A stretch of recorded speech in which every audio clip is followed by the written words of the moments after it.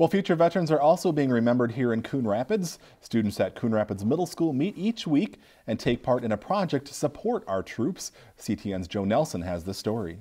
Because we're going to have to package them up. Yes. For the past 5 years, sounds of students, saws, and sanders have filled Brian Ross's classroom at Coon Rapids Middle School. 6th, 7th, and 8th graders meet 4 days a week after school to build projects out of wood. We start out making a breadboard. They have to glue it together, and then they have to surface it and sand it by hand. But one project kids won't take home. It's a really good learning experience for the students.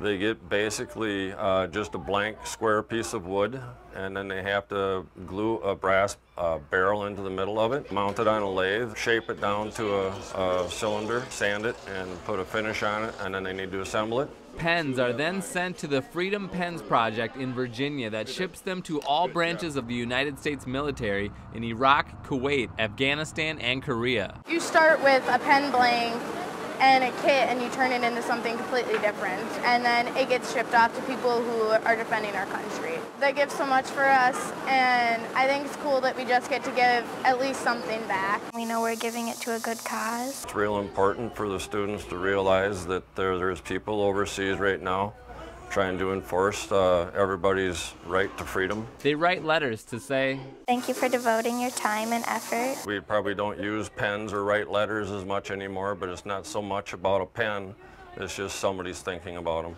And it's an opportunity for kids to build something offline. It definitely gets kids' heads out of the computers, and it gets them into something they can hold in their hand. In Coon Rapids, Joe Nelson, CTN News. The Freedom Pens project started in 2004 and has delivered more than 193,000 pens to troops.